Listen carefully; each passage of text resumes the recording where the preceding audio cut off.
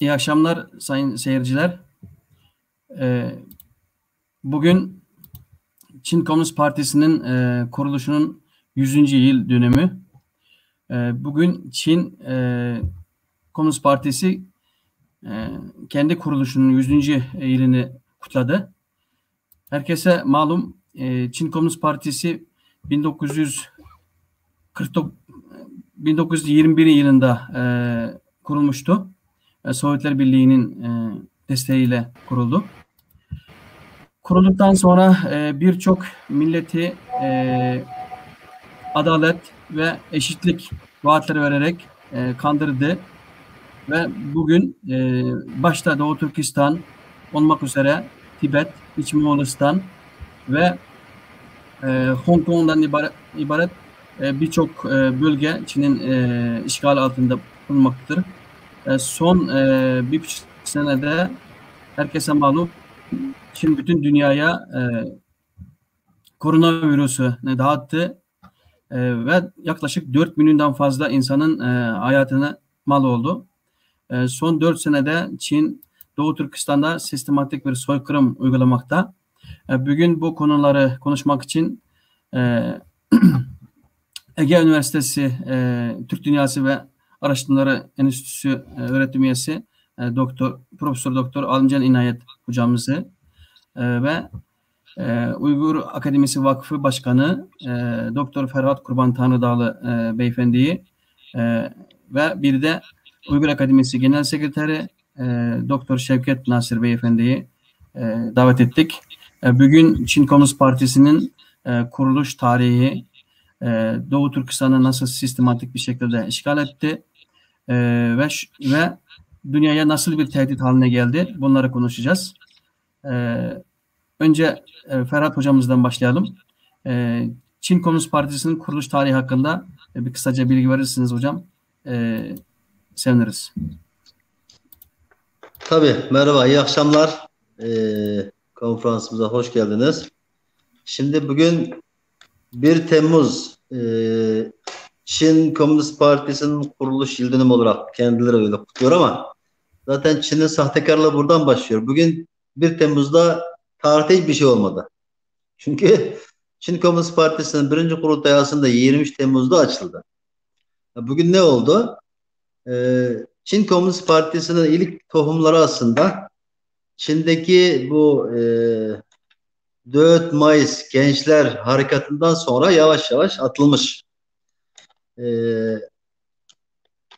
Uluslararası Komünizm Derneği, yani International Komünizm International Teşkilatı'nın da üyelerinin bazı Çinlilerle teması geçmesinden dolayı aslında 1920'lerde Çin'de yavaş yavaş Komünist Parti üyeleri türemiş. Ondan sonra partinin ilk kongresini yapmak için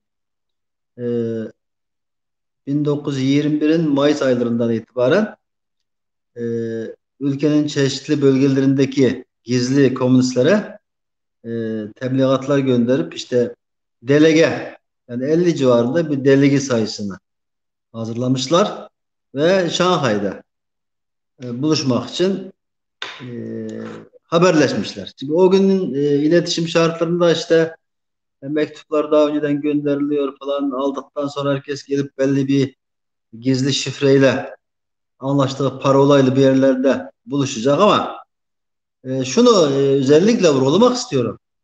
Zaten Çin'de o dönemlerde Çin Cumhuriyeti hükümeti vardı. Nedir bu Çin Cumhuriyeti hükümeti? 1911 yılında Şinghai devriminin neticesinde 360 yıllık Manço iktidarı devrilmiş, yerine Han Çinlilerin iktidara geldiği Çin Cumhuriyeti kurulmuştur. Zaten Çin Cumhuriyeti'nin kurucusu Sun Yat-sen'in o dönemlerde ortaya attığı bir slogan vardı. Çürü Dalu Huyfu Cunhua. Yani işte Mançolar, işte gayri Çinlilerin iktidarını devirip Han Çinliler iktidarını yerine getirelim sloganıyla kurulmuş bir Çin Cumhuriyeti vardı. Şimdi Çin Komünist Partisi'nin gizli örgüt faaliyetleri ihbar üzerine hükümet tarafından keşfedildikten sonra bunlar tabii ki o aldığı ihbar üzerine Şanghay'da sıkı bir kontrol başlatıyor. Yani başka eyaletlerden Şanghay'a gelmekte olan bu Komünist Parti üyelerinin peşine düşüyorlar ve bunlar Şanghay'da toplanamıyor.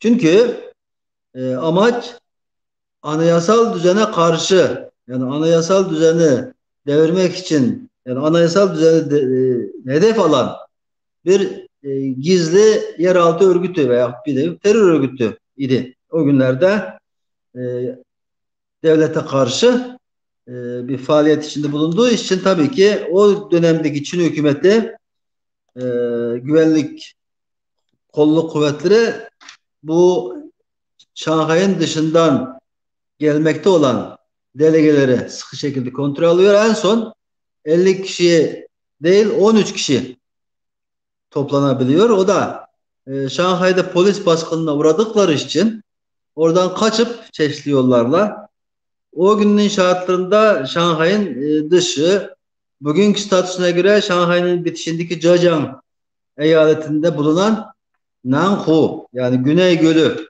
diye bir göl üzerinde kayıkta buluşuyorlar. Kayıkta 13 kişi var. Zaten o zaman daha Mao bu ekipte değil. Bu Sovyetlerden gelen bir tane uluslararası komünizm teşkilatının üyesi var. Bu şekilde ancak 23 Temmuz'da bunların birinci parti kongresi yapılabiliyor. Şimdi gelelim 1 Temmuz olayına. Daha sonra 1939 yılında Mao Çin Komünist Partisi bünyesinde tam yetki ele alıyor ya işte 1935'te bu hizipçilik yaparak kendisinden önceki kıdemli parti üyelerini yavaş yavaş devirip 35 yılında Mao tam olarak Çin Komünist Partisi'ne başına geçiyor. O başına geçtikten sonra bu çok önemli. Her şeyi yeniden uyduruyor.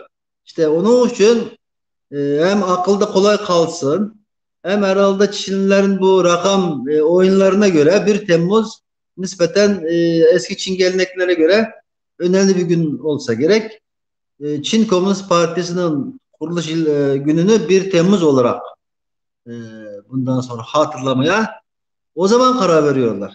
Yani demek ki buradan görüyoruz ki yani Çin tarihten beri kurulduğu günden beri Çin Komünist Partisi e, tarihi kontrol etme çabası içinde olmuştur. Yani yaşananları kendi propagandasına uygun şekilde yeniden düzenlemek adetlerin ta o gün başlatmıştır. Ve o gelenekleri bugüne kadar geldi ki e, Çin'in yakın çağ tarihini tamamen Çin Komünist Partisi'nin propagandasına uygun şekilde yeniden düzenlemiştir. Zaten bugün Çin'de tarih denince e, Kungzhi diye yani tarih kontrol etmek diye bir meslek var şu an Çin'de. Bu Çin Komünist Partisi'nin yalakaları özellikle uyduruk tarihi belgelerle e, bütün yakın çağ Çin tarihini tamamen Çin Komünist Partisi'nin lehine veyahut onların büyük şeyleriymiş gibi yani büyük hizmetleriymiş gibi yeniden değiştirip özellikle tarihini çok ciddi şekilde oynuyorlar ve bu adetleri Çin Komünist Partisi'nin kurulduğu günden beri başlamış. Yani burada bir cümleyle ifade etmek gerekirse Çin Komünist Partisi bir sahtekarlık örneğidir. Kurulduğu gün zaten sahtekarlık yapmıştır. Daha da en büyük sahtekarlığı Çin Komünist Partisi uluslararası arenayı gözünü boyayabilmek için işte referans olarak Marx, İngiliz, Lenin, Stalin'in resimlerini hep referans olarak kullanır. Ki o uluslararası komünist parti teşkilatlarına verilen bir mesajdır.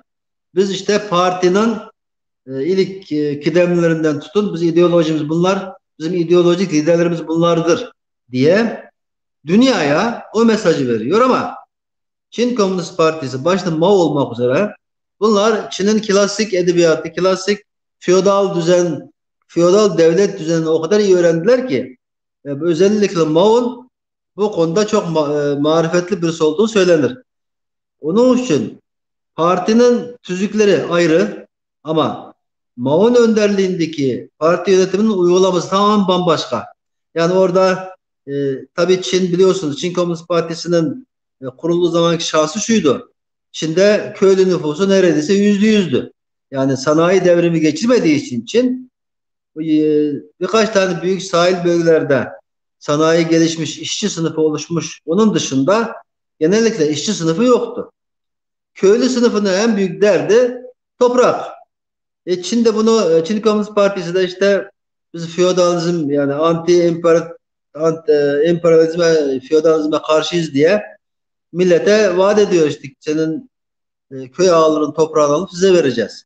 Tabii bu söylem nüfusunun çoğunluğunun çiftçi olduğu bir ortamda itibar kazanmış başlangıçta.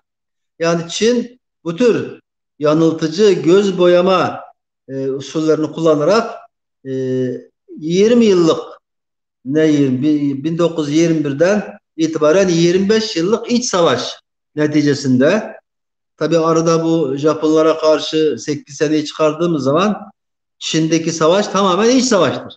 Bakın şimdi bugün Çin'deki her şey yalan. Çin Kurtuluş Ordusu diyor değil mi? Kurtuluş Ordusu ne demektir? Ülkeyi, memleketi yabancı bir gücün işgalinden kurtarırsa o kurtarıcı güç olur. Kurtuluş Ordusu olur. Çin Komünist Partisi hiçbir zaman dış güçle savaşmadı ki. Kurulduğu günden itibaren hedefinde yasal olarak kurulmuş Çin Cumhuriyeti vardı. Terör örgütü olarak silahlı örgüt kurdu. Yani yasa dışı silahlı örgütle devletin düzenli ordusuyla savaş yaptılar. Yani iç savaş yaptı. Yani iç savaş demek nedir? Çin Komünist Partisi'nin ideolojisine göre kurulduğu günden itibaren terörizm Çin Komünist Partisi'nin en güçlü silahı olmuştur. Dolayısıyla bugün Çin Kurtuluş Ordusu demek dediği de aslında yalan bir isim. Yani kendi halkını yani Çin halkıyla kendi arasında olan savaşta kurtuluş tabiri kullanılabilir mi? Yani Çin Komünist Partisi ve Çin Kurtuluş Ordusu bizim Kurtuluş Savaşı'mızdaki gibi biz Yunan'la savaştık, İtalyanlarla savaştık, Fransızlarla savaştık. Ulu Önder Atatürk'ün sayesinde ülkemizi yabancı güçlerin işgalinden kurtardık. Onun için bizim savaş Kurtuluş Savaşı.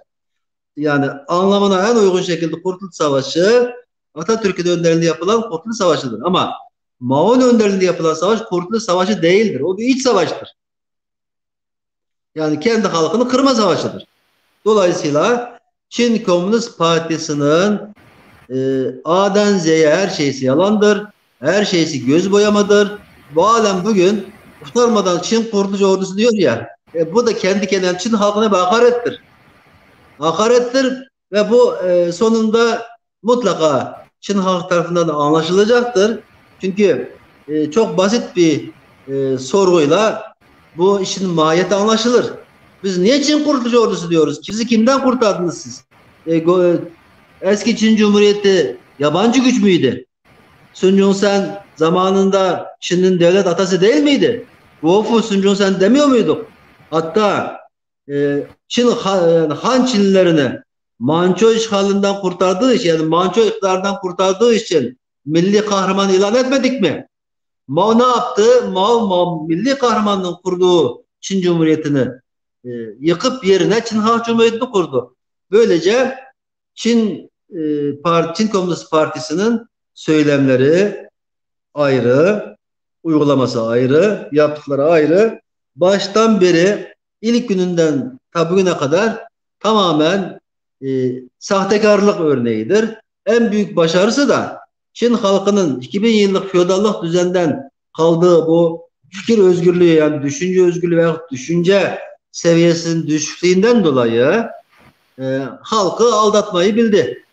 Yani Çin halkının feodal yapısı Çin Komünist Partisi'ni besledi.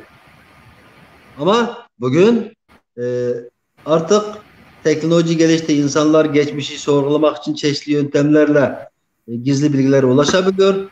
Onun için ne oldu biliyor musunuz? iki gün önce Çin Halk Cumhuriyeti ile ilgili çok ciddi şekilde haberlere baktım. Pekin'de bu 1 Temmuz kutlamalarından önce bıçak ve balta, satır gibi ürünlerin satılması yasaklanmış. Şimdi Çin Komünist Partisi Pekin'de kendi halkından korkacak duruma gelmiş. Biz bunu 3 sene önce Urumçi'de görmüştük. Uygur halkının baş kaldırmasına vesile olabilecek, yani baş kaldırması için kullanabilecek demirin parçasının hepsini zincire bağlamış. Üzerinde kimlik numarasını yaparak kimlik numaralarını lazerle yazarak kontrol altına almış. Hatta pazarda kavun kesip satan amcanın bıçağı bile 2 metrelik zincirle bağlıydı. Aynı yöntem 3 gündür, bugün ayın 1'i ise Pekin'de uygulanıyor. Yani Pekin'de resmen Kamu Güvenliği İdaresi'nin şeysi var, ilanı var. Bıçak, satır, balta gibi ürünlerin satışı yasak. Çok acil olduğu zaman emniyete başvurulacak. Bu başvuru değerlendirilecek. Eğer bu adam bu baltayı gerçekten evinde kullanmaya alıyorsa elden verilmeyecek. O da postayla, kargo ile gönderilecek. Yani bakın, artık Çin Komünist Partisi kendi kuruluş yıl dönümünü kutlamak için bu kadar ciddi önlemleri almak zorunda kalmış. Bu ne demek oluyor? Bunların sahtekarlığını bırakın, biz Çin halkı anlamış ki Çin Komünist Partisi kendi yıl dönümü kutlamalarını böyle ciddi bir şekilde önlemlerle ancak yapmaya mecbur kalmıştır. Yani bu bence çok şey ifade eder. Pekin'deki bu yasaklama çok ciddi şekilde Çin Komünist Partisi'nin artık gölgesinden bile korkar duruma geldiğini, Çin halkının bile Çin Komünist Partisi'nin gerçek yüzünü gördüğünü göstermektedir. Evet. Evet, teşekkürler hocam. Çok sağ olunuz. Şimdi gelelim Çin Komünist Partisi kurulduğu günden bugüne dek yaklaşık yani 100 milyondan fazla kendi halkı olan Çinliler ve Uygur, Tibet ve başka Moğol gibi etnik oradaki sözde etnik grupları soykırım yaparak büyük bir suç işlemektedir. Şimdi gelelim Alimcan Hocam. Bu Çin Doğu Türkistan'ı nasıl işgal etti? Nasıl bir tarihi süreçte bunu başarabildi? Bu süreçte Doğu Türkistanlılar olarak neyi yanlış yaptık? Bu konuda sizin görüşlerinizi alalım. Öncelikle ekran başında bizi izleyen aziz kardeşlerimi saygıyla, sevgiyle selamlıyorum. Sesim geliyor değil mi? Evet, geliyor. Tamam. Şimdi bugün biraz evvel Ferhat Bey'in de dediği gibi Çin Komünist Partisi kuruluşunun 100. yılını kutluyor. Aslında bu 100 yıl kutlanacak bir 100 yıl değil. Utanç duyulması gereken, lanetlenmesi gereken bir 100 yıl. Çünkü bu 100 yıl şiddet dolu 100 yıl. Gözyaşı dolu 100 yıl, terör dolu 100 yıl, kan dolu 100 yıl. Çin Komünist Partisi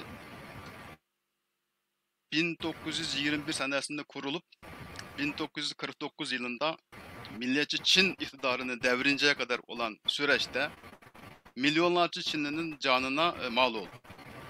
Bazı kaynakları 4 milyon diyor, bazıları 6 milyon diyor ama milyonlarca yani milyonlarla ifade edilebilecek bir sayı. O kadar insanın canına mal oldu.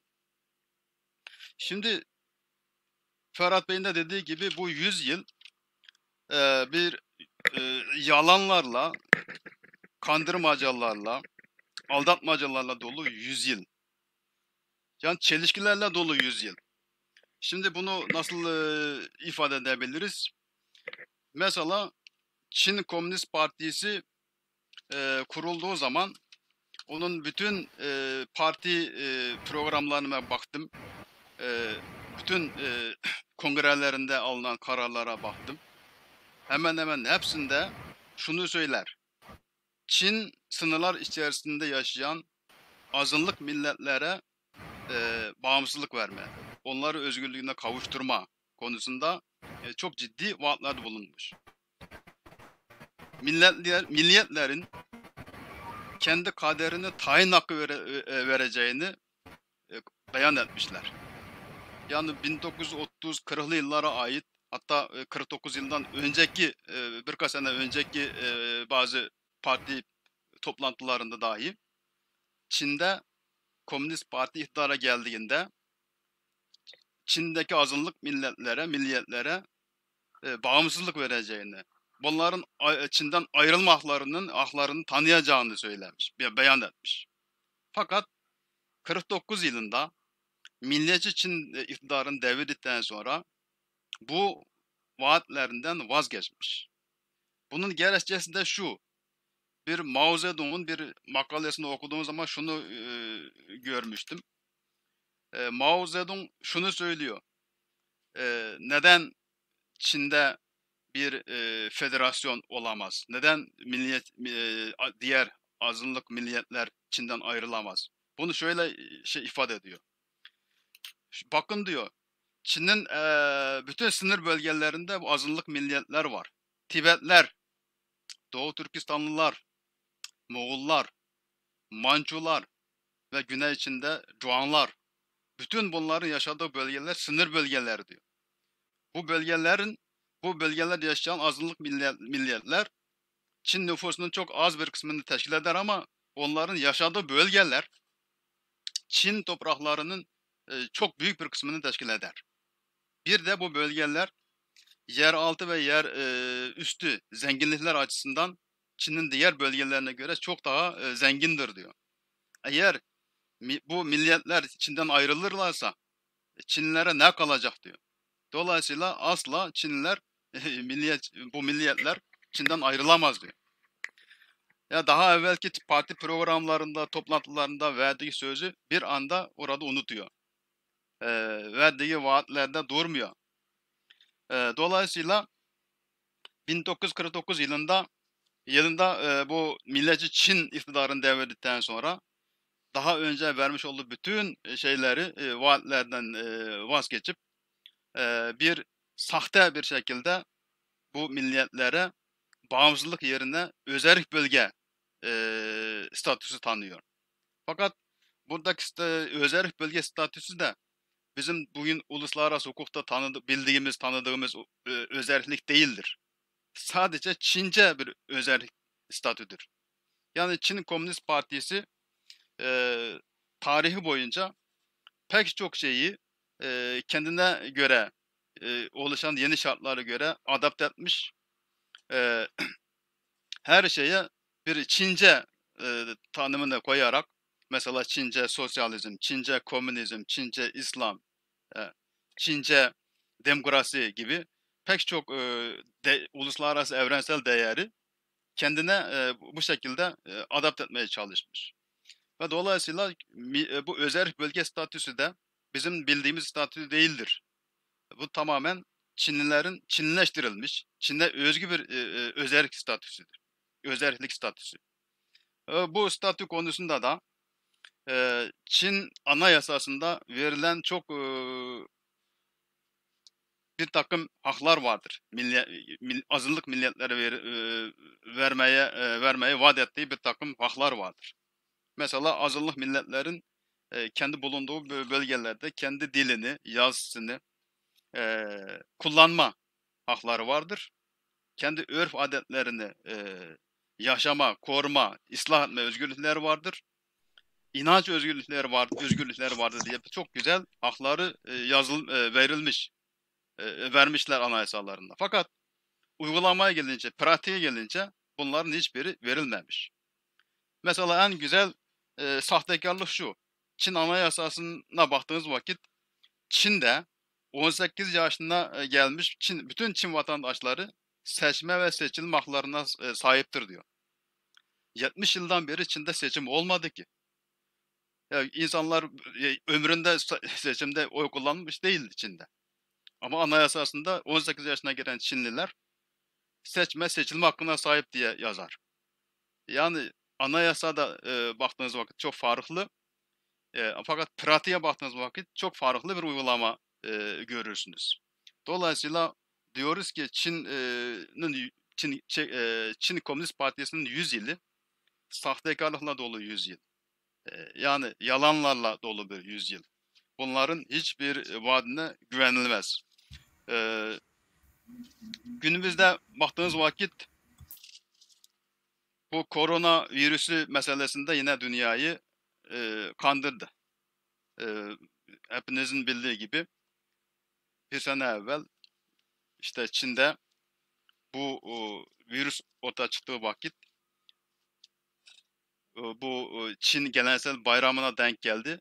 Virüs kapmış milyonlarca Çinli dünyanın her tarafına uçtu uçaklarla. Fakat kendi bölgelerindeki şehirlere baktığınız vakit oralarda bu virüs yok ama dünyaya yayıldı. Dolayısıyla burada bir yalan söylediler. Böyle bir şeyin olmadığını söylediler. Ve bunu ifşa edenler de çoğunu cezalandırdı ve bazıları öldü biliyorsunuz. Yani insanların bu haber alma özgürlüğünü kısıtlayarak bu virüsün dünyaya yayılmasını sağladılar. Şimdi bunun sorumluluğunu üstlenmek istemiyorlar. Yani kendi elleriyle bunu üreterek dünyaya yaydılar. Şimdi bunu inkar ederek hatta bazen bunu Amerika'ya yüklemeye çalışıyorlar. Bazen İtalya'ya yüklemeye çalışıyorlar. Bizden evvel buralarda vardı diye. Yani bir suçluluk psikolojisi içerisinde Çin. Bu tarihi boyunca bu böyledir. Şimdi Çin Komünist Partisi'nin Doğu Türkistan Türklüğüne verdiği zararlı hakkında konuşmamız gerekiyor. Çin Komünist Partisi 1949 yılında Doğu Türkistan'ı ele geçirdikten sonra Doğu Türkistan Türklüğüne onarılmaz zararlar verdiler. 70 yıldan beri dinimize ağır zararlar verdi, tahribat verdi. Ahlak değerlerimizi ağır tahribata uğrattı. Ekoloji yani Doğu Türkistan'ın ekolojisi onarılmaz zararlar aldı. Yani insanların geleceğe olan umudunu yok ettiler. Yani çok büyük bir zarar söz konusu. Şimdi Çin bugün Doğu Türkistan'da bir suç işliyor. İnsanlık suçu işliyor. Soykırım suçu işliyor. Bunlar elbette bir anda ortaya çıkan şeyler de değil. Yani Çin Komünist Partisi bu bölgeyi işgal ettikten sonra çok kasti olarak, sistematik olarak bu orada yaşayan Doğu Türkistanlıları yok etmeye çalıştı. Bunu zaten kendileri de zaten gizlemiyorlar. Daha 2000'li yıllarda yazılan bir makaleye göre Çinliler şunu söylüyor.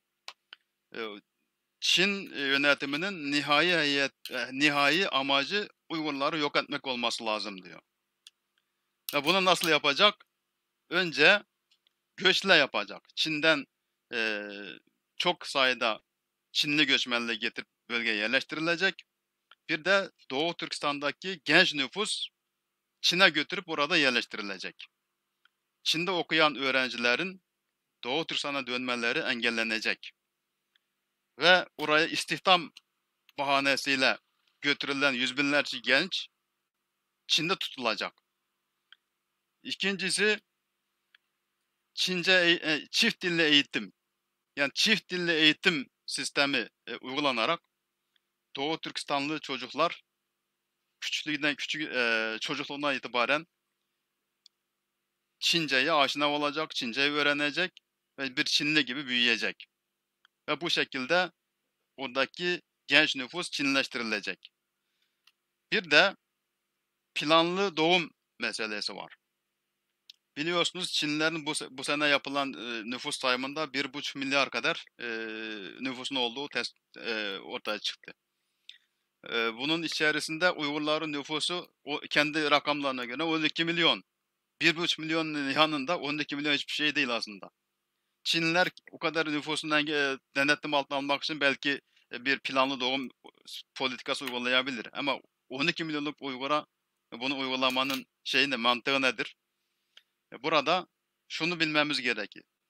Çinliler Doğu Türkistan'da planlı doğum politikasıyla Uygurların nüfus artışını engellerken diğer taraftan Çin'den milyonlarca Çinliyi bu bölgeye taşıdılar, yerleştirdiler, naklettiler ve Doğu Türkistanlıların en verimli topraklarını alıp bu göçmen Çinlilere verdiler.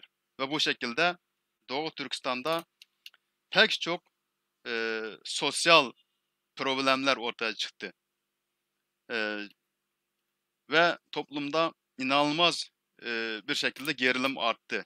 İşsizlik ve başka pek çok olaylar günümüzde Doğu Türkistan'da yaşanıyor. Bugün Doğu Türkistan'da yaşananlar zaten dünya basınından, Türkiye medyasından takip ediyorsunuzdur. Bunlar bu siyahinin ya da ABD'nin uydurması değil. 70 yıllık Çin Komünist Partisi'nin milliyetler politikasının bir sonucudur. Bu milliyetler politikası milletleri imha etmeyi merkeze alan bir politika. Bunu çok net bilmemiz gerekir. Yani Çin Komünist Partisi'nin milliyetler politikası yani etnik yani milliyetler politikası milliyetleri asimile etmeyi, imha etmeyi merkeze alan bir siyasi politikadır. 70 yıldır uygulanan politika bu ve bugün soykırıma varan bu uygulamalar işte bu imha politikasının doğal bir neticesidir. Dolayısıyla Çin Komünist Partisi'nin bu 100 yıllığı asla kullanılacak bir 100 yıl değil. Yani insanlığın utanması gereken bir 100 yıl diye düşünüyorum. Elbette bu Çin komünistlerinin bugün Doğu Türkistan Türklüğüne yönelik uygulamaları yani insan tasavvurunu aşmış durumda. Yani insanın aklı almaz bir derecede çok sıkı yani büyük baskı politikalarla bu insanları yıldırmaya çalışıyor ve nihai olarak biraz evvel dediğim gibi bu milleti yok etme amacına ulaşmaya çalışıyor. Elbette bu süreçte Çin Komünist Partisi'nin Doğu Türkistan Müslümanlarına yönelik uyguladığı din politikasından da bahsetmek gerekir. Biliyorsunuz Çin Komünist Partisi Marksist ideoloji temelinde kurulan bir partidir. Marksist ideoloji şiddet içerikli bir ideolojidir. Dolayısıyla şiddet bu Komünist Partisi'nin doğasında olan bir doğasında vardır. Dolayısıyla bunlar bütün bu devrimlerde şiddeti en etkili bir şekilde araç olarak kullanmıştır. Din politikasına gelince yine Çin Komünist Partisi Marksist ideoloji temelinde kurulduğu için dini bir afyon olarak görürler. Ve din sosyalist gelişmenin önündeki en büyük engel olarak görülüyor. Dolayısıyla din yok edilmesi gereken bir olgudur. Çin Komünist Partisi iktidara geldiğinden beri sürekli bu dinimize karşı çok acımasızca saldırılarda bulundu. Camilerimizi yıktılar. Bugün şöyle bir şey söylemeye uygun buluyorum. Bugün Çinliler Doğu Türkistan'da 29 bin cami var diyor. Aslına bakarsınız 1949 senesinde daha fazlaydı. Fakat kültür devrimi sırasında bunların büyük bir kısmını yıktılar. 2000 kadar camiye kalmış. Daha sonraki 1980'li yıllarda dışa açılma politikası uygulandıktan sonra biraz politika gevşemiş ve bu camiler tekrar tamir edilerek bazıları yeniden inşa edilerek bugün belki 20 Çinlilerin bahsettiği bu rakama ulaşmış olabilir ama 49 yılındaki rakama ulaşmış değildir. Yani önce var olanı yıkıp sonra tekrar inşa edip bunu lütfmuş gibi sunmaya çalışıyor Çin yönetimi. Bu da bir sahtekarlık aslında bakarsınız. Şimdi kitaplar, dini yayınların pek çoğu toplatıldı, yakıldı. Ben şunu biliyorum, kültür devrimi sırasında benim ben daha evvel de bir programda söylemiştim. Benim babam molla. Yani bizim evde dini yayınlar çoktu. Bir araba dini yayın, yani eserler. Bunun içerisinde Kur'an-ı Kerim dahil. Eski din büyüklerine ait kitaplar, dini içerikli pek çok eski kitapların hepsi köyün ortasında yakıldı. Bunu buna gözlerimle tanık olmuştum. Kültür devrimi sırasında bu tür kitaplar, yani eee, dini yayınların hemen hemen pek çoğu yakıldı, yok edildi. Mollalar, din adamları tümüyle tutuklanıp sürgün edildi ya da hapislere atıldı, çalışma kamplarında çalıştırıldı. Çok büyük eziyetler çektirildi. Onun dışında kültür devrimi sırasında Çin'de bazı rakamlara göre 10 milyon civarında Çinli öldürülmüş. Yani anormal bir şekilde hayatını kaybetmiş. Doğu Türkistan'da da o süreçte yüz binlerce Uygur bu kültür devrimi sırasında imha edildi, öldürüldü. Bazıları bu acılara dayanmayıp intihar edenler de çok. Hatta o dönemde eee 60 bin kadar Uygur çiftçi açlıktan öldü. Bir çiftçinin açlıktan öldüğünü hiç duydunuz mu? Adam tahıl üretiyor tarlada çalışıp ama kendi ürettiği tahılı kendisi tüketemiyor. Devlete vermek zorunda ve bu şekilde aç kalıp ölen kişilerin sayısı 60 bini geçer. Yani eee, bu şekilde çok ağır bir tablo söz konusu bu geçmiş 100 yıl içerisinde. Dolayısıyla elbette konuşulacak çok şey var.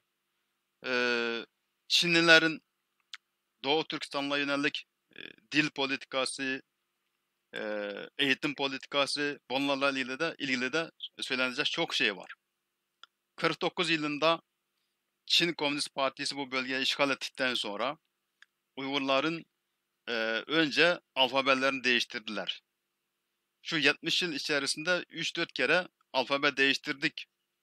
Bunu Çinli bir yazar şunu söylüyor. Biz bu alfabeyi değiştirerek aslında bakarsınız bu Mao'nun projesiymiş. Yani bu alfabeyi değiştirerek kuşaklar arasındaki iletişimi kestik diyor. Kopardık diyor.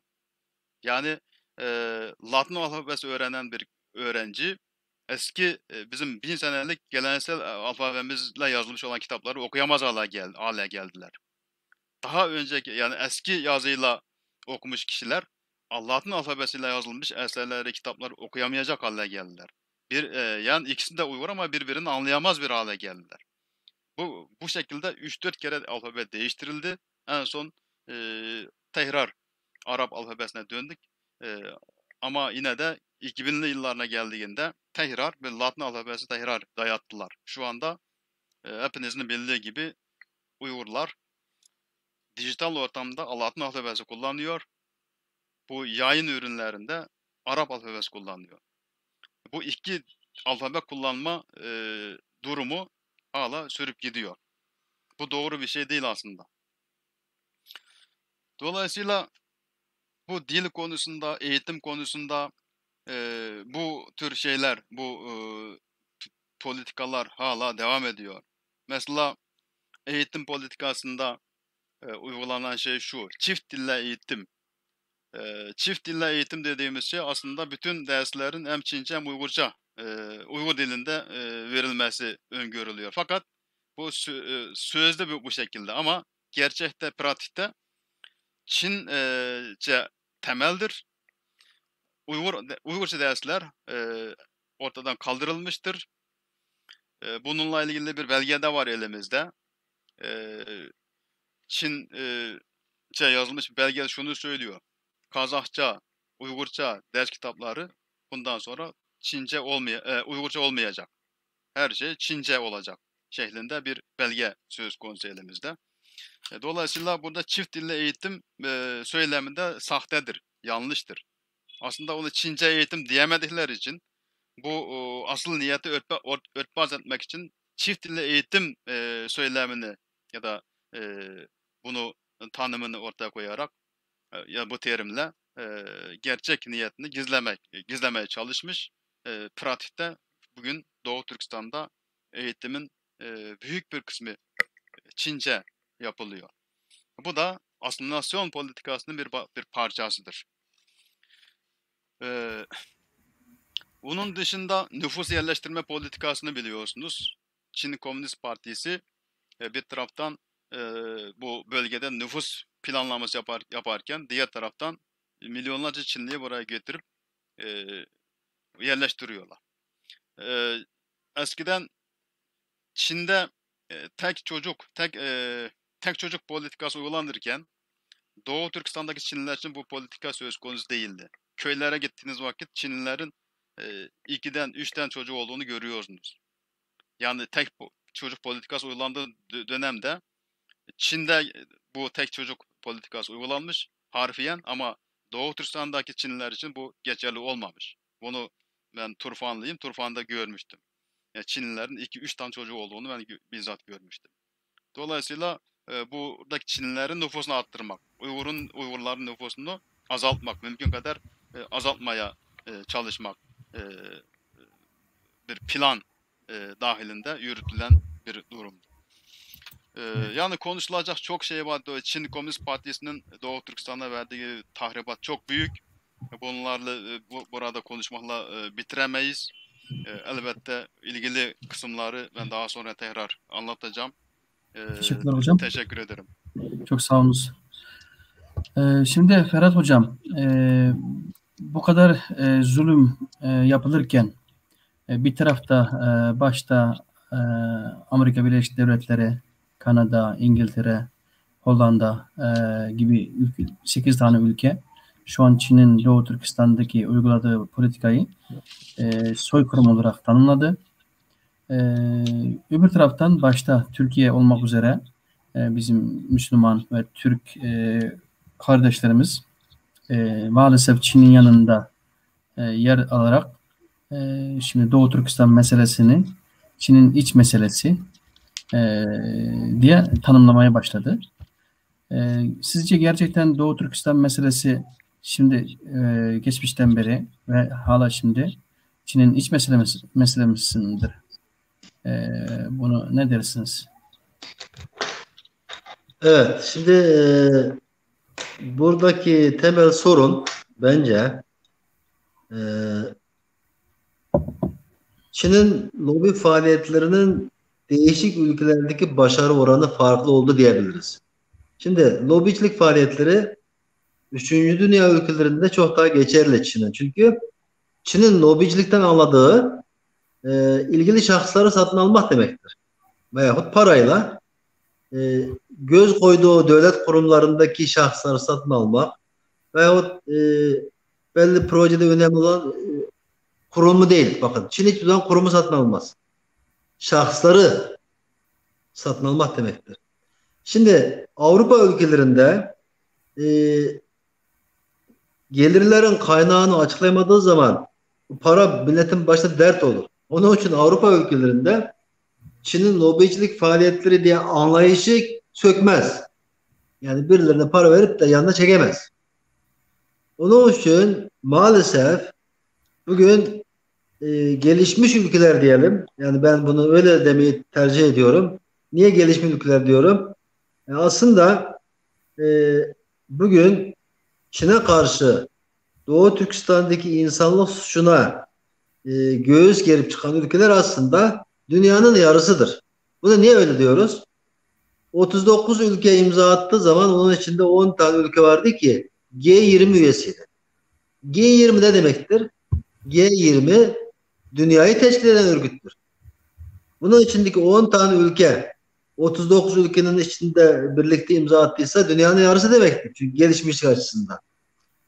Dikkat etseniz ettiğiniz zaman şu an işte Avrupa'da yani başta Amerika'da olmak üzere gelişmiş ülkelerde Çin'e karşı tutum daha net. Onun sebebi bu ülkelerde insanların meseleye ciddi şekilde bakıp olayın perde arkasını kurcalama yeteneği demek ki 3. Dünya ülkelerinden daha gelişmiş oluyor. Onların gerçekleri görme yeteneği, bir de ekonomik olarak Çin'e çok ciddi şekilde bağımlı değil. Yani bunlar hepsi ekonomik olarak paçayı kurtarmış ülkeler. Yani Çin'e her ne kadar ziddiyetli durumda olsa bile malını satabiliyor. Mesela şimdi en son Almanya örneği. E, Çin'de yani Almanya'nın Çin'e sattığı ihraç ettiği malların değeri çok yüksek olduğu için e, Almanya'nın Çin'den ekonomik geliri çok yüksek. Ona rağmen Alman parlamentosu bile en sonunda bu soykırım tabirini kabul etti. Demek burada şunu görüyoruz.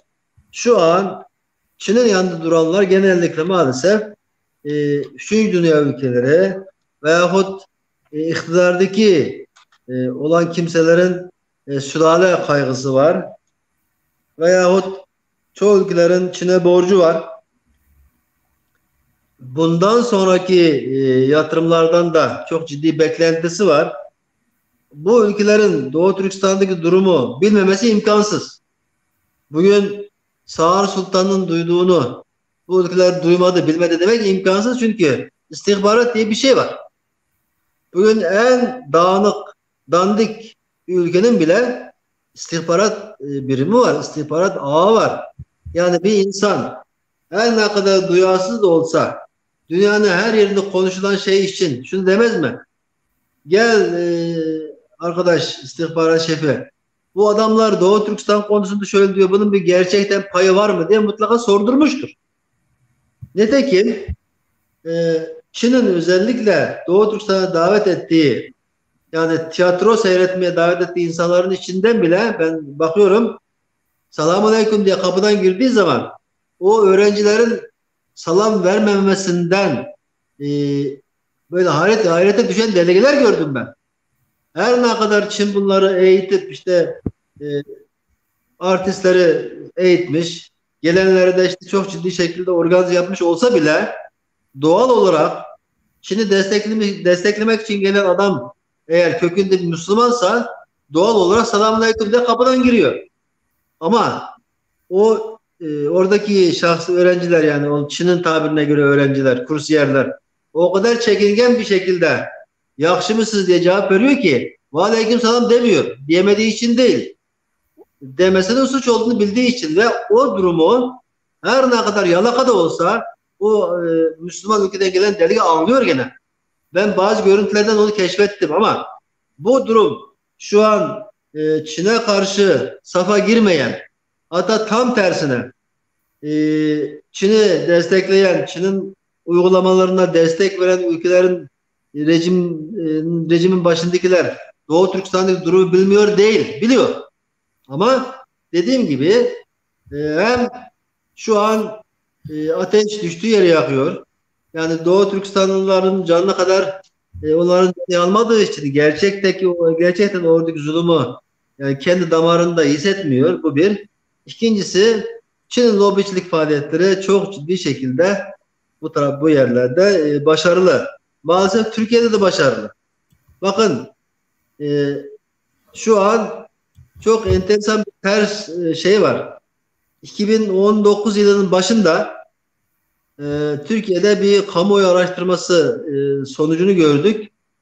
Daha önce Çin'e sempatiyle bakanların oranı %38 iken 2019'un başında %13'e düşmüş. Buradan neyi görüyoruz? Türk kamuoyunda Çin'in mezalimi aşağı yukarı anlaşılmış veyahut Doğu Türkistan meselesine olan hassasiyet artmış. Ama yetkili kurumlar, devlet kurumları, hükümet kurumları, elit gazeteciler, elit sanatçılar bu konuda halen çok sessiz. Onun temel sebebinden birisi de Doğu Perinçek'in ulusal söylemleri halen bazı konularda etkili. Çünkü Doğu Perinçek kendisi laf cambazlığını iyi beceren bir şahs olduğu için konuyu Atatürk'ün gölgesinde durup bir ulusalcı, bir milliyetçi tavrında ele alıyor ve Doğu Türkistan konusu gelince direkt DAEŞ'la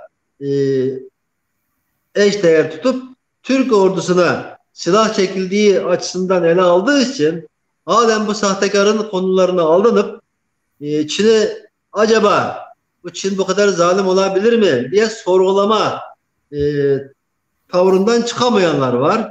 Veyahut tam o tersine işte Uygurlar zaten bu konuyu abartıyor. Bunlar demek ki çalışmayı da sevmiyor. İşte hiçbir şey yapmıyor. Ondan sonra gelip Çin'i şikayet ediyor tarzındaki görüşler mevcut. Yani avam halkta şu an belli başarıyı sağladık ama toplumu yönlendirecek, toplumsal bazı konularda karar verecek karar mekanizmaları maalesef halen Çin konusunda sessiz veyahut herhangi bir tavrını koymaktan uzak. Bütün bunlara baktığım zaman mesela şimdi geçen gün bundan 2 gün önce Paris'te bir şey oldu. Bir yürüyüş oldu. Bu olimpiyatların Pekin'de yapılmasını protesto eden bir yürüyüş. Orada bir tane sanatçı, tanınmış bir Fransız sanatçı Uygur dopasıyla çıkmış Uygurların safında yürüyüşe katıldı. Elinde bir tane bayrak. Bugün Türkiye'de tanınmış bir tiyatro sanatçısı veyahut sinema sanatçısı veyahut bir şarkıcı böyle bir tavır sergiledi mi? Çok az. Bir iki kişi sayarız ama bugün toplumda fenomen konumuna gelmiş.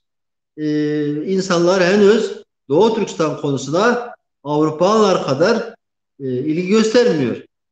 Biz İsa İsmail Tekin Bey zamanında Türkiye'de en meşhur gazeteciler Doğu Türkistan konusunda her gün yazıyordu mesela. Ahmet Kabaklı Beyefendi rahmetli Şeyhül Muharrirun diye ünvan almıştır kendisi. Gün Işığı diye bir köşesi vardı. Her hafta bir yazı yazardı. Ta o zamanlarda. 1990'lı yıllarda. Ama bugün o ayardaki bir gazeteciden öyle bir köşe yazarını henüz görmedik. Geçen gün Sabah gazetesinde Hıncal Uluç Beyefendi'nin bir tane yazısı çıktı. O da Amerika'daki bir İngilizce gazetede Amerika'da kendisi Uygur olup da Amerika'da kalan bir bayanın İngilizce yazdığı yazıyı okumuş. O yazıdan etkilenmiş. Ondan sonra Doğu Türkistan konusunu gündeme getirdi. Yani demek istediğim şu an Türkiye'de elit tabakada Çin algısı halen bozuk. Doğu Türkistan konusunu Türkiye'deki elit tabakaya henüz anlatamadı. Yani bu bizim çalışmamızın yeterli olmadığı kadar Çin lobisinin gün geçtikçe güçlendiğinin ifadesi. Çünkü Çin şu an bu konuya çok ciddi şekilde para harcıyor. Şu konuyu da şey yapalım. Çin'in bu yöndeki çalışmaları tarihten beri yiyici yani kendi yağıyla kendi etini kavurmak. Hatırlayın 2 yıldır Türkiye'de Savaşçı diye bir dizi var. Bu dizi özellikle Doğu Türkistan konusunu gündeme getirdi.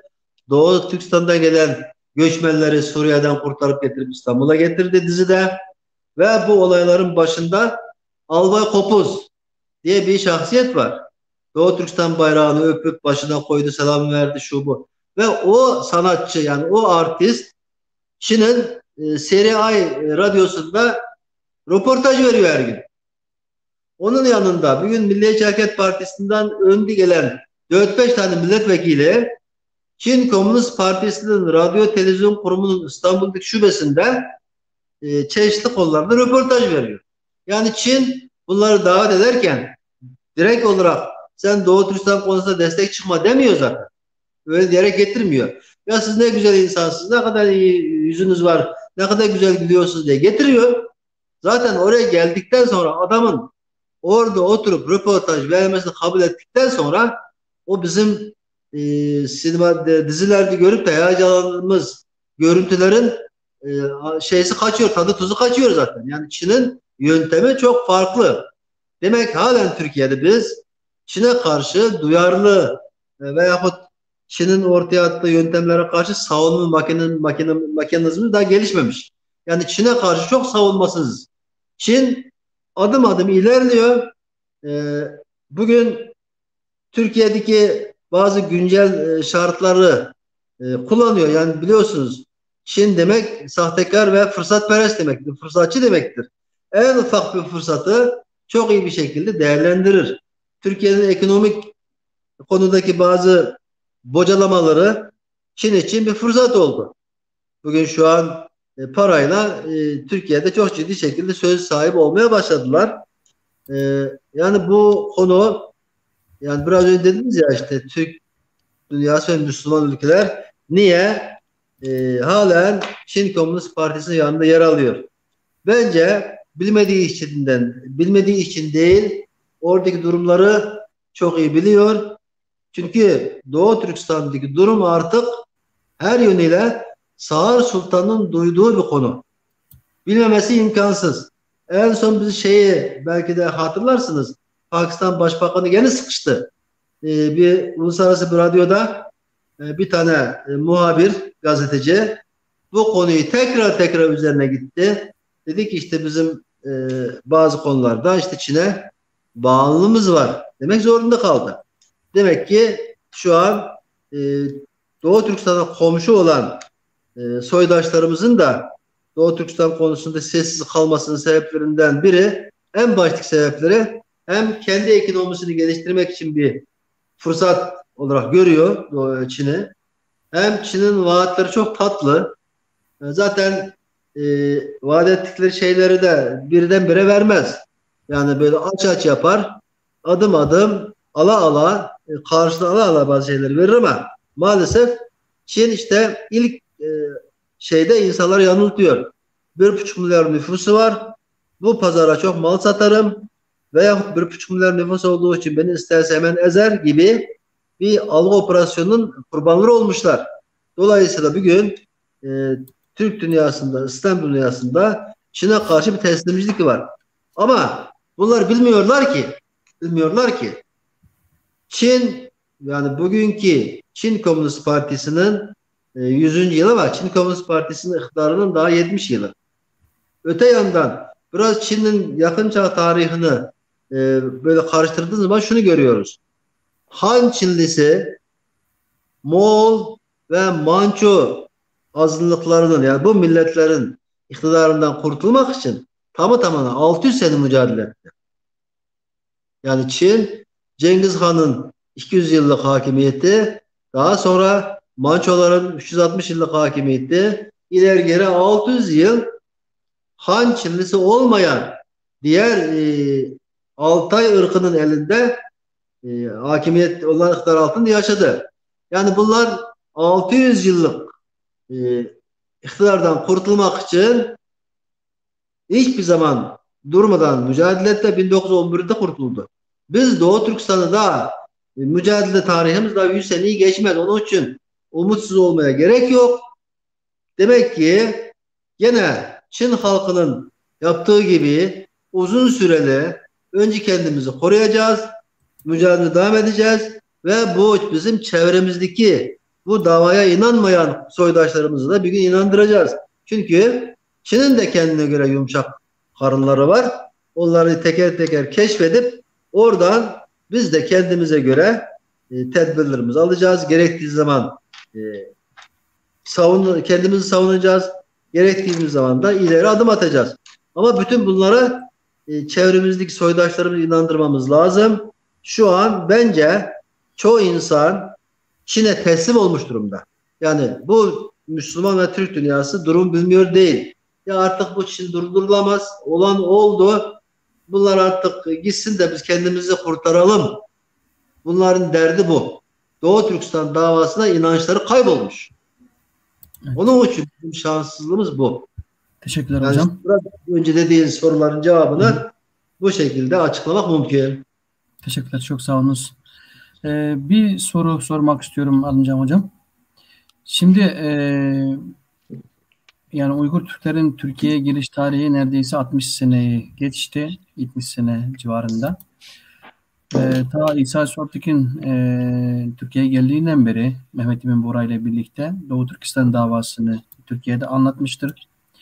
Elit kesimler ve avam halk da Türk milleti de Doğu Türkistan meselesine vakıf olmuştur. Dolayısıyla birçok kişi diyor ki Türkiye'nin Doğu Türkistan politikası yok. Varsa bile yanlış diyor. Bana göre Türkiye'nin Doğu Türkistan politikası vardır ama nasıl olmalıdır? Sizce Doğu Türkistan, yani Türkiye'nin Doğu Türkistan politikası var mıdır? Nasıl bir Doğu Türkistan politikası izlenirse hem Türkiye açısından hem Doğu Türkistan açısından hem de Türk dünyası ve Müslüman dünyası açısından daha iyi olacaktır. Bu konuda ne düşünüyorsunuz hocam? Teşekkür ederim. Soru çok güzel. Bu daha evvelde değişik vesilelerle sorulan bir soru. Türkiye'nin Doğu Türkistan politikası var mıdır diye çok soruluyor. Buna elbette var demek için de bir takım bize bir işaretlen olması gerekiyor. Ama uygulamalar açısından baktığınız vakit bu var. Yani Türkiye'de bugün 60-70 bin civarında Uygur Türk'ü yaşıyor.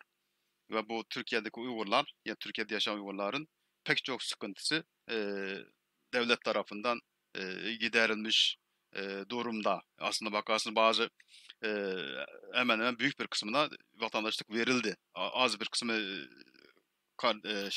Doğu Türkistanlı kardeşlerimiz hala vatandaşlık geçemedi ama büyük bir kısmında bir sorun yok. Hepsinin ikameti verildi. Pek çok Doğu Türkistanlı akademisyen olarak Türkiye'nin pek çok üniversitelerinde çalışıyor. Değişik kurumlarda çalışabiliyor. Ya çok sıkıntı yok Türkiye'de Uygurlar açısından baktığımız vakit. Dolayısıyla bu da bir önemli bir işaret. Yani uygulamada görülen önemli bir işaret. Yani Türkiye Cumhuriyeti devleti Uygurlara sahip çıkıyor diyebiliriz. En azından Türkiye'de ama dış politikada böyle bir politika var mı? Yani Çin'e karşı bir Uygur politikası var mı dediğiniz vakit bunu çok net bir şekilde var demek için bir işaret lazım yani. Ama hükümet Dışişleri Bakanlığı'nın ve bazı hükümet üyelerinin beyanatlarına baktığınız vakit böyle bir şeyin olduğunu ben şahsen algılıyorum. Yani var, yok değil. E, Yani Çin'in Doğu Türkistan Türklerine uyguladığı politikanın bir ayrımcılık politikası olduğunu, zulüm politikası olduğunu geçen bir iki sene evvel Dışişleri Bakanlığı sözcüsü söyledi. Bu devletin, hükümetin resmi görüşüdür. Yani Türkiye Cumhuriyeti hükümeti Doğu Türkistan'da bir e, haksızlığın olduğunu, zulmün olduğunu biliyor. Bunu zaten söylüyor. O yüzden ona karşı ne yapması gerekir? Benim şahsen düşüncem şu. eee, Sürekli bu diplomatik ilişkilerde gündeme gelen bir konu şu. Türkiye, Çin'in toprak bütünlüğüne saygı duyuyor diye söylenir. Pek çok diplomatik ilişkilerde bu gündeme gelir. Çin, Türkiye, Çin'in toprak bütünlüğüne saygı duyar. Eee, Burada bir rahatsızlık olmasını istemez gibi bir resmi diplomatik terimlerle, kavramlarla bunu ifade ediyor. Fakat aynı zamanda Doğu Türkistan hem tarihsel olarak hem kültürel olarak bizim kardeşlerimiz diyor. Din kardeşlerimiz, kültürel bakımdan da e, yani bizim e, kardeşlerimiz, soydaşlarımız diyor. Bu da önemli ama buna böyle bir durumda e, Çin'e karşı elbette çok dikkatli seçmesi lazım kelimeleri, sözcükleri, terimleri. Elbette Çin'e karşı sen buradan çık diyemez. Çünkü e, Çin'in toprak bütünlüğüne saygı gösteriyoruz derken bu elbette Birleşmiş Milletler tarafından e, o ilgili maddeleri zaten oranın bir Çin şeyi yani Çin'in toprak bugünkü Çin coğrafyası ile beraber tanımıştır e, Birleşmiş Milletler.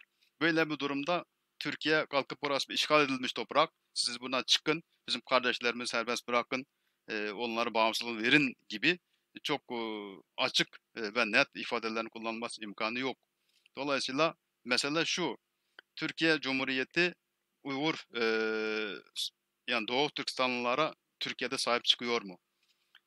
Buna bakacağız. Türkiye'de eğer böyle bir politika yoksa Türkiye'de sığınmış pek çok insanımız var. Bunları almayabilirdi. Türkiye'ye kabul etmeyebilirdi. Vatandaşlık da vermeyebilirdi. Ben en azından Türkiye'deki duruma bakarak hükümetin bir Uygur politikası olduğunu düşünüyorum. Ama dediğim gibi bizim istediğimiz, arzu ettiğimiz şekilde bir değil mesele. Şimdi ona karşı da ne olabilir? Nasıl bir politika olması gerekir? Bu devlet politikası tabii ki açıkça olamaz. Belki örtük bir şekilde, kapalı bir şekilde belirlenmiş, uygulanmaya konulmuş bir politikanın olması mümkün. Ama hiç bugüne kadar hiçbir yerde bizim politikamız, Uygur politikamız şudur, Doğu Türkistan politikamız şudur diye ortaya çıkan bir beyanat görmedik. Bu sadece bizim algımızla ilgili bir şey.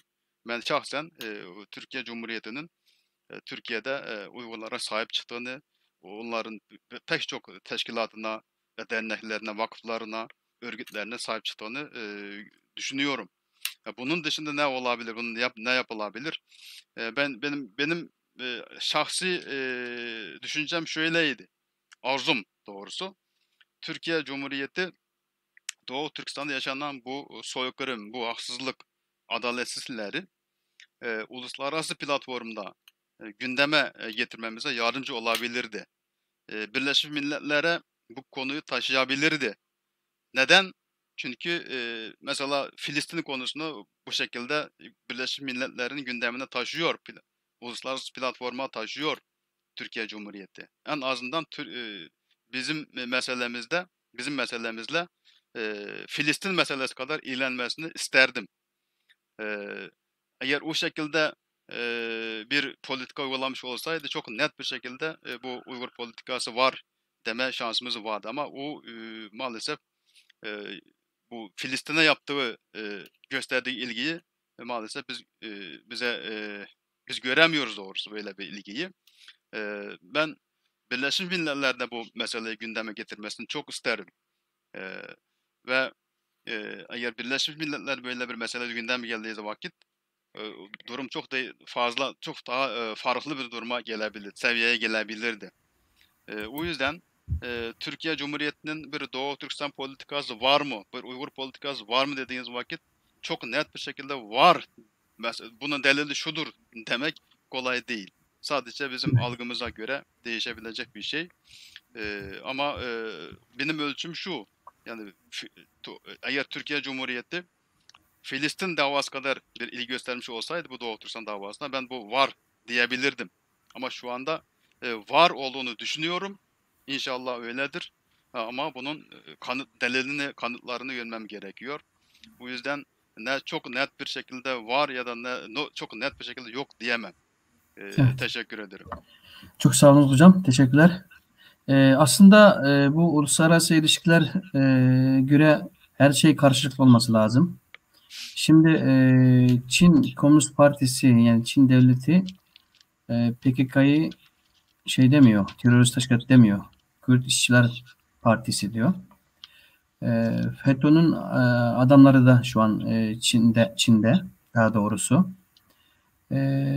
Yani Çin hatta bu PKK'ya silah sattığına dair bilgiler de Kuzey Irak'ta ortaya çıkıyor.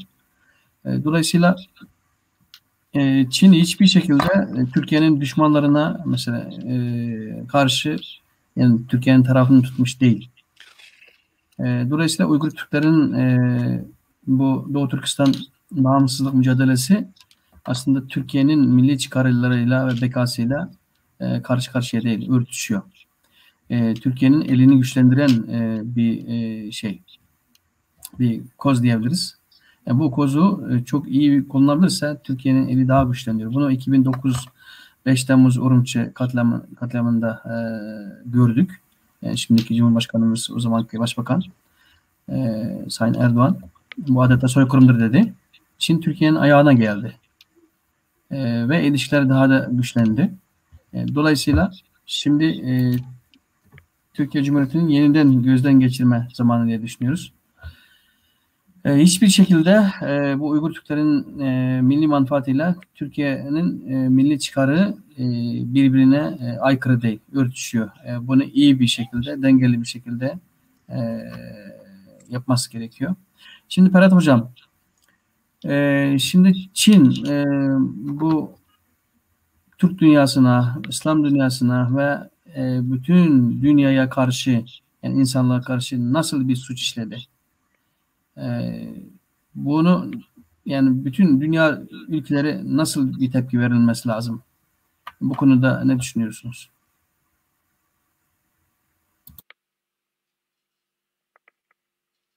Verelim. Şimdi bundan önce ben Alımcan Hoca'ya konuştuklarına teyit etmek babından bir iki tane önemli konuyu dile getireceğim.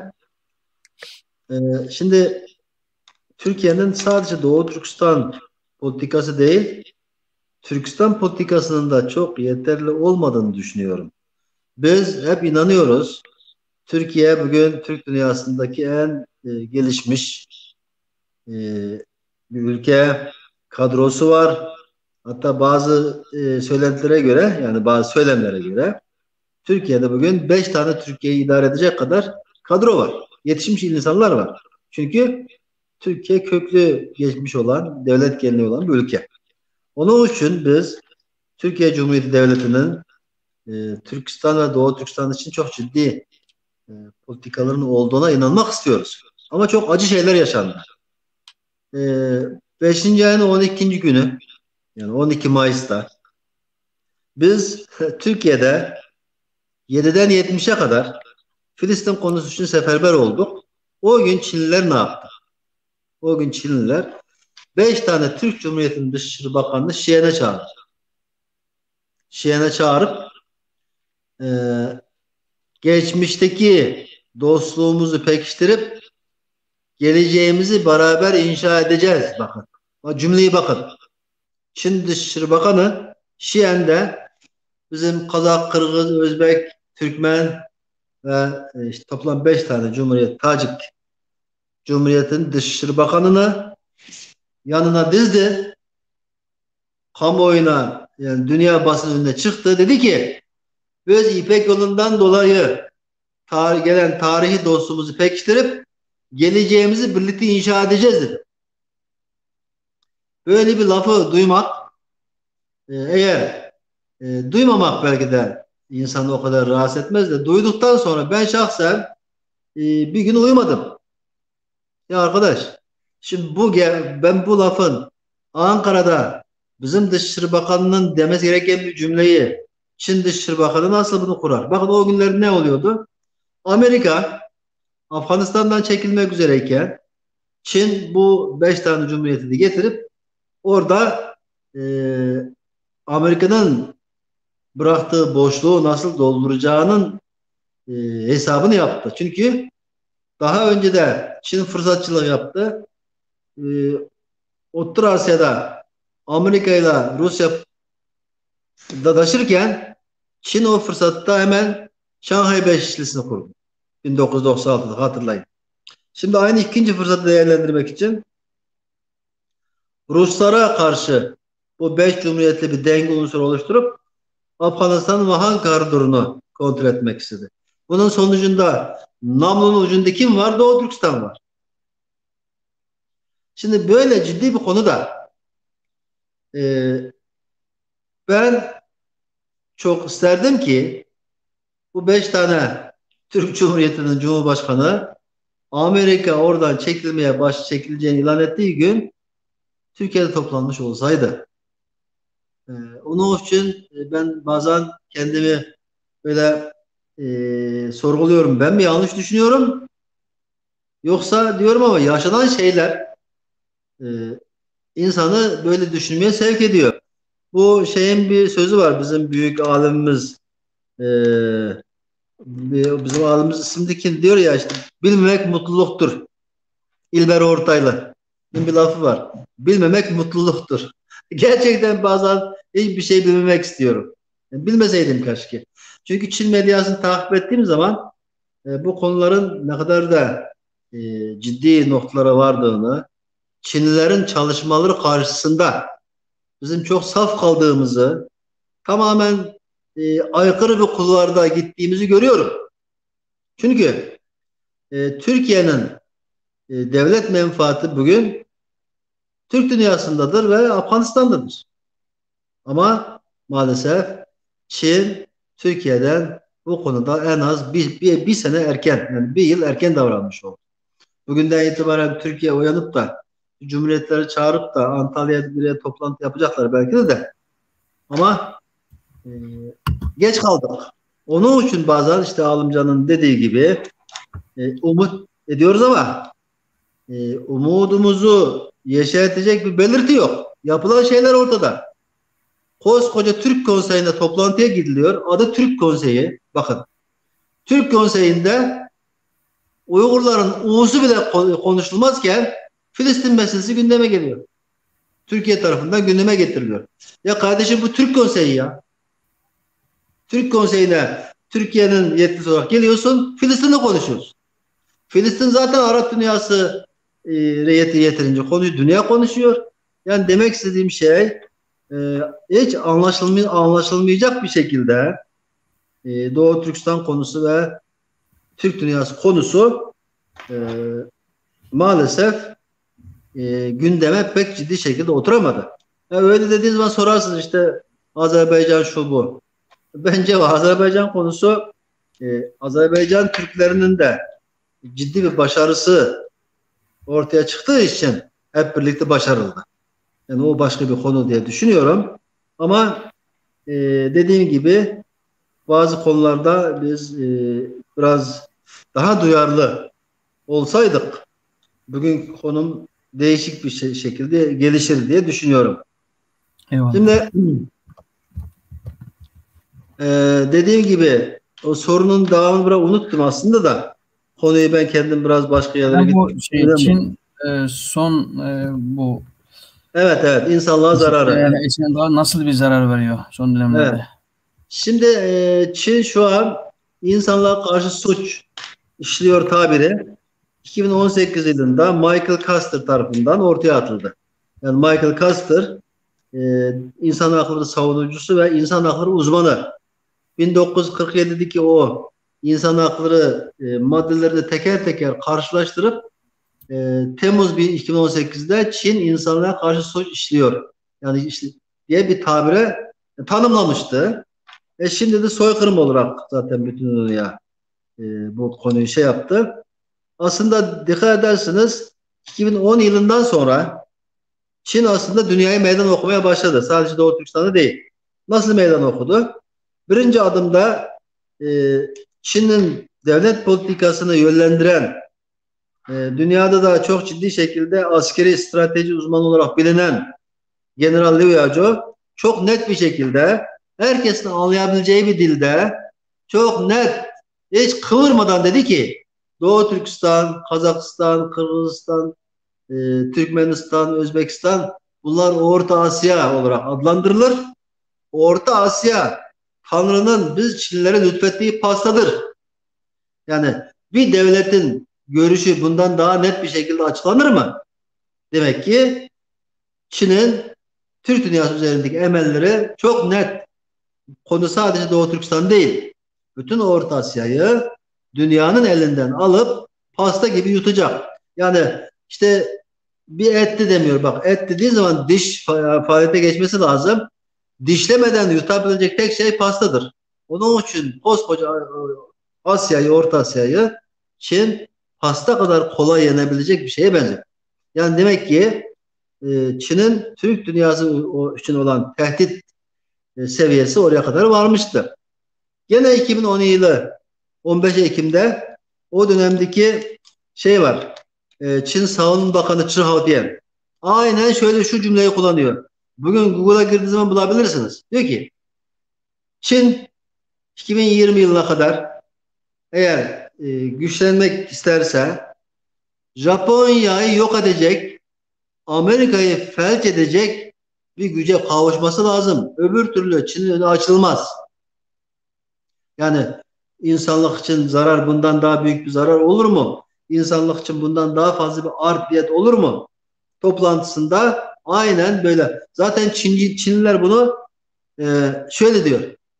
Çin Savunma Bakanı'nın tüyler ürperten konuşmaları diye yazar. Yani Çinliler bile o şekilde tabir ediyor ki 2010 yılı Çin'in bütün dünyaya tehdit olduğunu ilan ettiği yıldır. Niye öyle oldu? Çünkü 2010 yılında Çin e, ekonomik süper güç olarak adlandırıldı. Zaten 2001 yılında ticaret örgütüne üye olmuştu.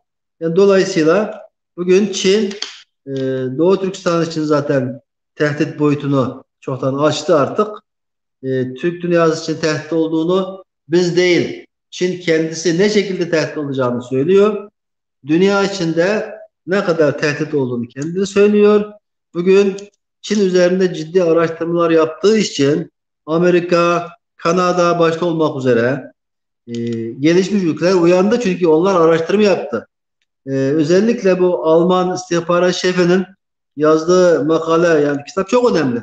O bizzat Çin istihbaratıyla birlikte 20 senelik hizmet tecrübelerinin sonucunda vardığı konum yani bu Çin'in dünya için ne kadar büyük bir tehdit yani insanlık için ne kadar zararlı bir şey olduğunu 20 yıllık çalışmaları sonucunda algılamış o şekilde bazı yayınlar oldu. Türkiye'de maalesef henüz Çin tehdidi algılanmış şekilde değil veyahut Çin'i tehdit olarak görmek işimize gelmiyor. Ama bunlar hep şu an için Çin'in başarısı çünkü Çin Komünist Partisi'nin en büyük başarısı göz boyamaktır. Göz boyamaktır. Şu an Türkiye'de bunlar göz boyama konusunda çok başarılı. Ama hiçbir şey yapmayıp Çin'in bazı önemli şahısların konuşmaları takip edilse bile Çin'in tehdit boyutu çok ciddi şekilde anlaşılır. Biz de işte bu yönde çalışmalara biraz hız vermemiz lazım. Kapı kapı dolaşıp bakın bunu ben demiyorum. Çin kendisi diyor. Çin sizi şöyle diyor. Çin'in gözünde siz bir pastasınız diye bunları anlatmamız lazım. Bizim vazifemiz bu. Yalnız şu da var, şu da var. Benim şahsi kanaatim şu an bizim yalnızlığımızın temel sebepleri dünyadaki bazı yani bizim soydaşlarımız, kandaşlarımız konuyu bilmiyor değil. Bizden umudu kesmişler. Artık bunlar gitti. Artık düşmüş. Bunun elini tutarsam ben de çukura düşeceğim diye öyle düşündükleri için konudan uzak duruyorlar. Yalnız biz konunun öyle olmadığını, e, bizim öyle kökümüzün o kadar e, yani öyle derin kökü olan bir milletin, bir toplumun bu şekilde çabuk dünya yeryüzüne yok olmayacağını ısrarla ispat etmemiz lazım. Yani bizim temelde yani en sonuçta bu konu görev olarak yani bize düşer. Bunları açıklamak bize düşer. Dolayısıyla Çin tehdidi. Bakın Çin tehdidi 3 boyutta anlatılmalı. Doğu Türkistan'ı, Türk dünyasını, Türkiye ve dünyayı bekleyen Çin tehlikesi. Bu söylem şekli bu şekilde e, sürekli söylenmeli, sürekli açıklanmalı. Öbür türlü bazı konulardaki engelleri aşamıyoruz. Aşamıyoruz. Evet, teşekkürler hocam. Alımcan hocam sizin ilave etmek istediğiniz bir şey var mı?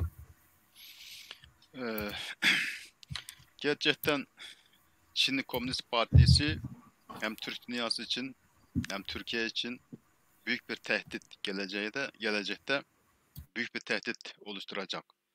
Çünkü şu andan itibaren Çin dünya ekonomik sistemini, dünya politik sistemini bozmaya çalışıyor. Dünyanın işleyiş tertibini bozmaya çalışıyor. Bunu zaten görüyoruz. Özellikle yurt dışında satın aldığı bir takım medya kuruluşlarıyla, propaganda araçlarıyla kendi gerçek niyetini gizleyerek alttan bu dünyanın şeyini oymaya çalışıyor. Bu çok net. Yani yani bu şekilde devam ederse 20 sene içerisinde belki 10-20 sene içerisinde Amerika'ya geçerek bütün şeyi ekonomik şeyi eline geçirecek. Ekonomik gücü ele geçirecek ve bununla paralel olarak politik sistemi de değiştirecek ve dünyaya bir komünist ideolojisini şey yapacak, dayatacak. Öyle gözüküyor. Tehdit çok büyük. Ben insanlığın bir an evvel uyanmasını istiyorum. Özellikle Türk dünyasının uyanık olmasını istiyorum. Türkiye'nin de bu tehdidi algılamasını, ona göre şimdiden tedbirleri almasını istiyorum. Elbette Uygurlar için de felaket çok büyük. Uygurlar elbette kendi umudunu kaybetmemesi gerekiyor. Elbette çıkmadıkça da umut var derler. Uygurlar daha yok olmuş değil. Daha çok sağlam kökleri sahip. Çok sağlam bir toplum. Kolay kolay yok olmayacak. Ama biz direnmemiz gerekiyor. Bize düşen görev çok büyük. Mevcudiyetimizi korumak. Her yerde hem ister vatan yurt içinde ve yurt dışında mevcudiyetimizi korumak en büyük milli görevlerimizden biri olması gerekiyor. Her Uygur'un bu bilinçle hareket etmesini ben şahsen istiyorum. İşimiz kolay değil ama haklı olan biziz. Allah bizimledir. Haklı olan kesinlikle kazanacaktır. Eninde sonunda kazanacaktır. Buna inanmamız gerekir. Teşekkür ederim. Çok teşekkürler hocam. Arıncan hocam, Ferhat hocam, ağzınıza sağlık. Bugün de bu Çin Komünist Partisi'nin kuruluşunun 100. yıl döneminden dolayı bu programı yapmış olduk. Bunun gibi bilgilendirici programlarımız, sohbetlerimiz devamında olacaktır. Değerli seyirci kardeşlerimiz, Uygur Akademisi Vakfı olarak Türkiye'deki kardeşlerimizi daha doğru, daha detaylı bilgilendirmeyi bizim kendimizin borcumuz olarak görüyoruz. Bu konuda her zaman bizimle iletişime geçebilirsiniz. Bir sonraki programda görüşmek üzere. Hoşça kalın. Hepiniz Allah'a emanet olun. Teşekkürler hocam. İyi akşamlar. İyi akşamlar.